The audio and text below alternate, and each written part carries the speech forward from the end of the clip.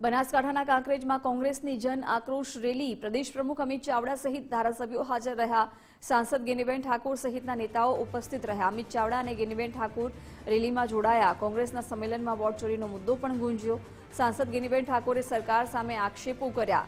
રાહુલ ગાંધીએ વોટ ચોરીના પુરાવા આપ્યા હોવાનું તેમણે જણાવ્યું। કહ્યું અતિવૃષ્ટિમાં સરહદી વિસ્તારમાં મોટા પ્રમાણમાં નુકસાન થયું। ખેડૂતોને વળતર નહીં મળે તો કોંગ્રેસ ખેડૂતો વતી લડશે। ખેડૂતોના અન્યાય સામે કોંગ્રેસ લડશે।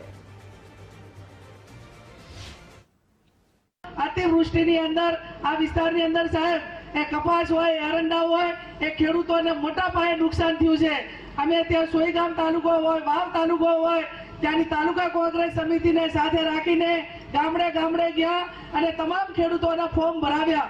આવતીકાલે એ તમામ ખેડૂતોને બોલાવીને આવેદન પત્ર આપવાના છીએ અને છતાં સરકાર વળતર ના આપે તો એને હાઈકોર્ટમાં ખેડૂતો વતી આપણે લડવું પડે તો લડીને પણ ખેડૂતોને વળતર અપાવીશું। આ ભારતીય જનતા પાર્ટી એટલી ભ્રષ્ટાચારી પાર્ટી છે કે માત્ર યોજનાઓ એ એમના લાગતા વળગતાઓને કોન્ટ્રાક્ટર મળે અને યોજનાઓના નામે કઈ રીતે કરોડો રૂપિયાનો ભ્રષ્ટાચાર થાય।